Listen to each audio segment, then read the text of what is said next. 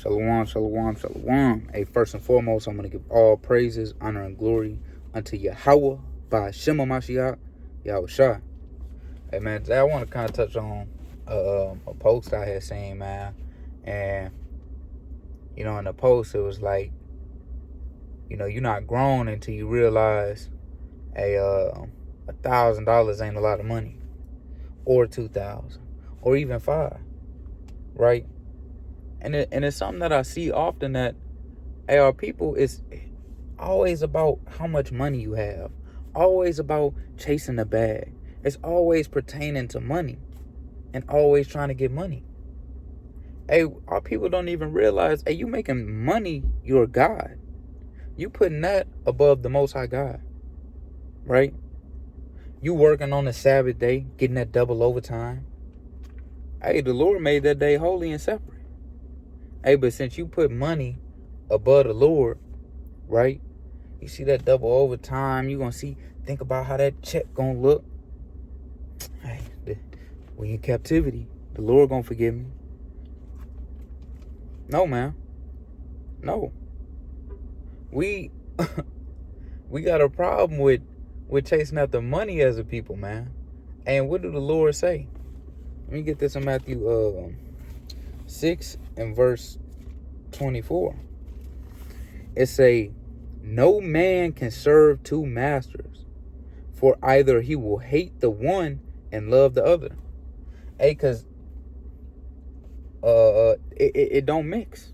It's like oil and water, man. You chasing after money, and you can't chase after the Most High. You can't. It's impossible, man. You working 14 hours a day. 10 to 14 hours a day. Trying to put in that work. 5 days a week. You get off. You come home. You eat. You bathe. Hey, you ready to lay down. You ain't study. You ain't pray. Hey, you ain't got time to fast. It feels too grievous. You tired. It's already wearing on your body. I'm going to do it. I'm going to do it next week. Hey, next week you chasing the bag again.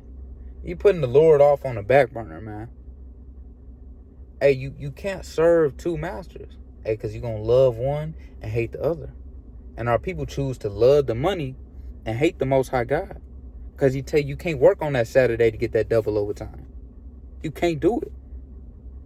You can't sell you know what. Hey, some people get money. Hey, they give up certain things. If you got ears to hear, you gonna give up your innocence to gain a little money? That's what people do in the industry. They talk about it. We all know about it. You willing to do that to get a little bit of money? Can't serve two masters, right? Let's read. Or else he will hold to the one and despise the other. Ye cannot serve God and mammon, right? You can't serve the Most High God and be trying to chase after the bag, man. And it's nothing wrong with going to get money. It's nothing wrong with working to get money. I'm not telling you to be a couch potato, and neither is the Lord. You have to have a just balance, right? You can't just always chase the bag and forget about the Lord.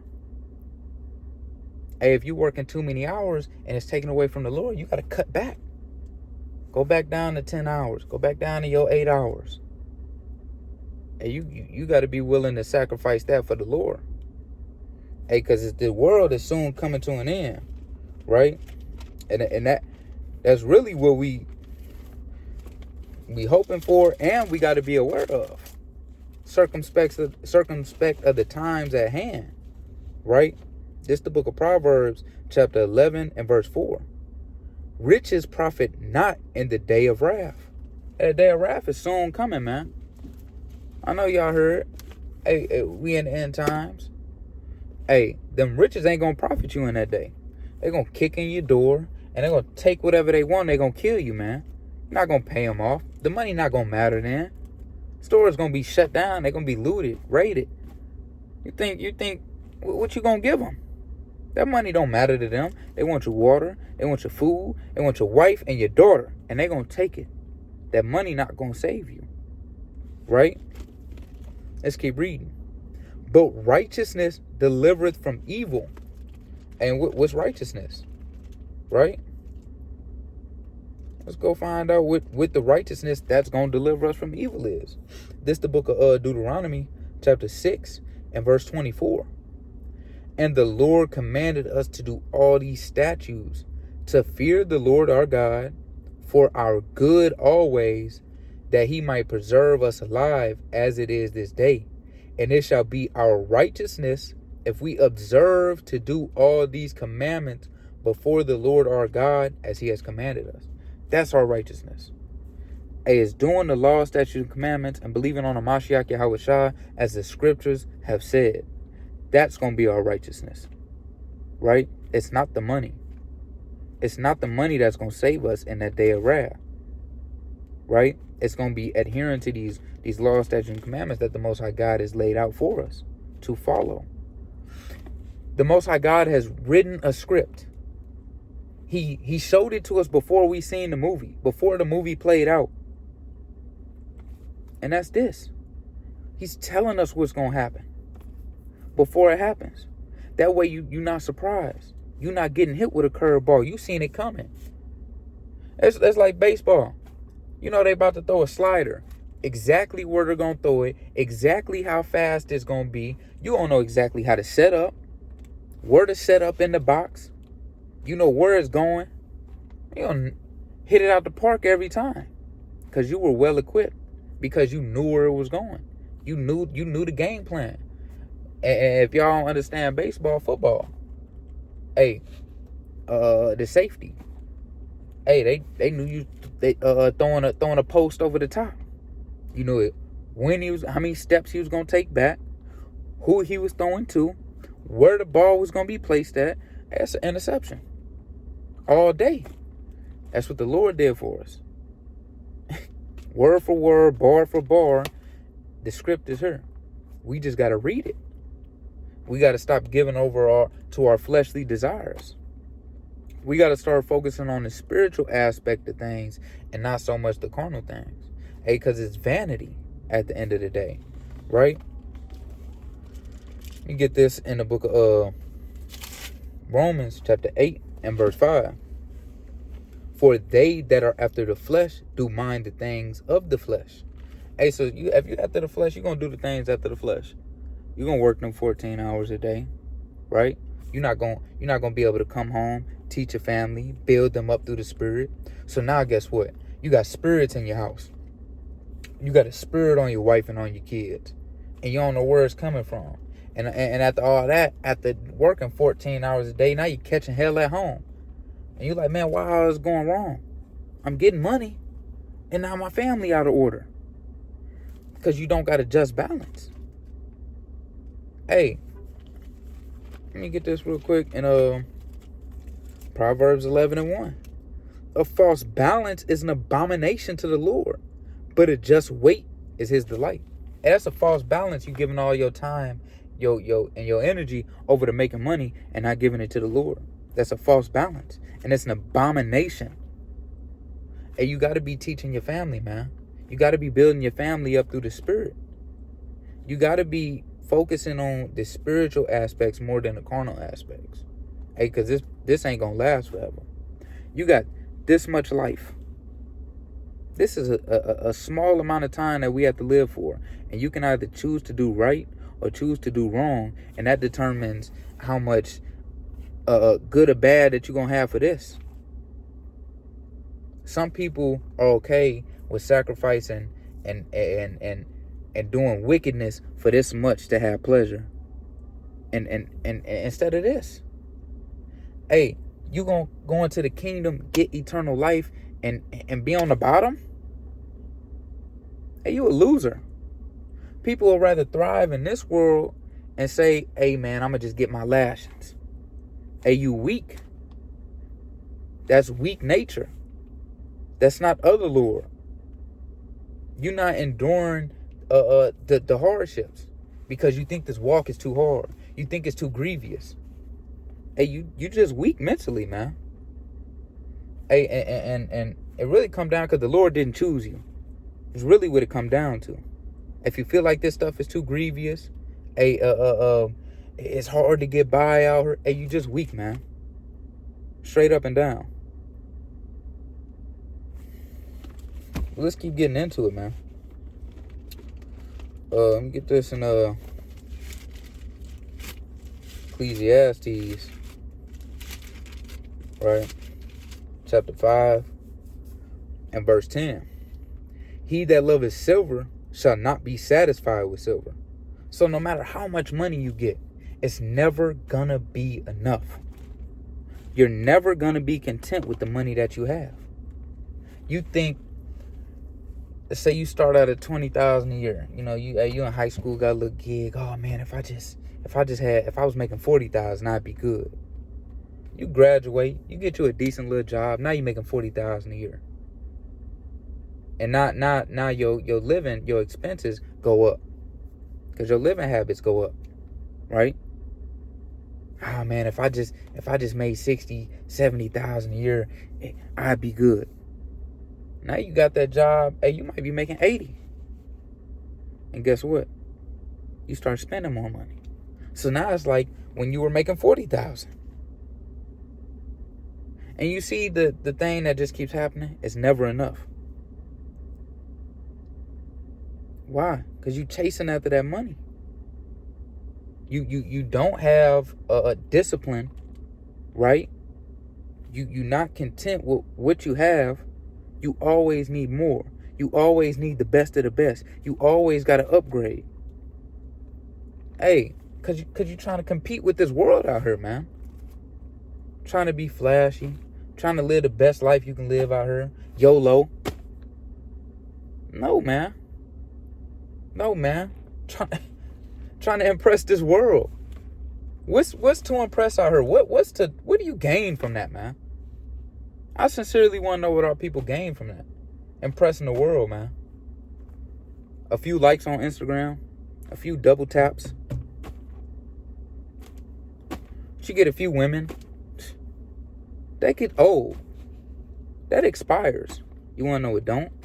Hey, the treasures in heaven that you setting up. That don't expire. Right? Keep reading.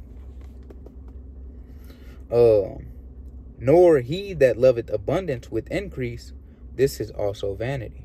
Hey, it's vain to the Lord, man. It's vain.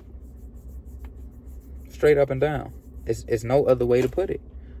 You can't serve two masters. You can't be chasing after the bag and trying to serve the Lord. Again, that's oil and water. It don't mix, man. It just don't. And it say, I'm gonna go back to Romans chapter 8 and verse 4. For they that are after the flesh do mind the things of the flesh, but they that are after the spirit, but they that are after the spirit, the things of the spirit. Hey, so you're gonna do the spiritual things. You're gonna set up your spiritual treasures in heaven, right? Because you realize, hey, if I sacrifice for just this little bit, I'm going to have eternal wealth, eternal glory. I mean, that's a no-brainer. That's a no-brainer. You got forever or you got temporary. You're going to choose a temporary satisfaction over eternal? I can't comprehend that, man. It don't make sense to me. 2 + 2 is 4. I feel like we all learn that. And we got to use that in all aspects sometimes, man.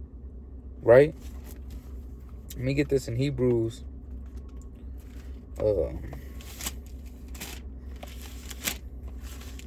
13 and verse 5. Let your conversation be without covetousness, and be content with such things as you have. Hey, you got to be content in all things, man. Hey, be content that the Lord gave you an increase at your job, man. No matter how much it was. Hey, the Lord thought that was fit to give you. Right? Because the Lord gives and he takes away. Right? The Lord does all these things. So you got to be content, and you got to thank the Lord for that. Ate the water, Lord. Even if you still stagnant, ate the water for allowing me to have a job. Our people always asking, man, I need to get more, man. Why can't I make more money? Now you up, hey, you 3 a.m, Twitter fingering, searching how to make more money. Hey, you ain't taught your family in weeks, man. You just focusing, lusting after money, lusting after this world. Hey, that's off. You can't take this money with you when you go to the grave, man. Right? Let me get that.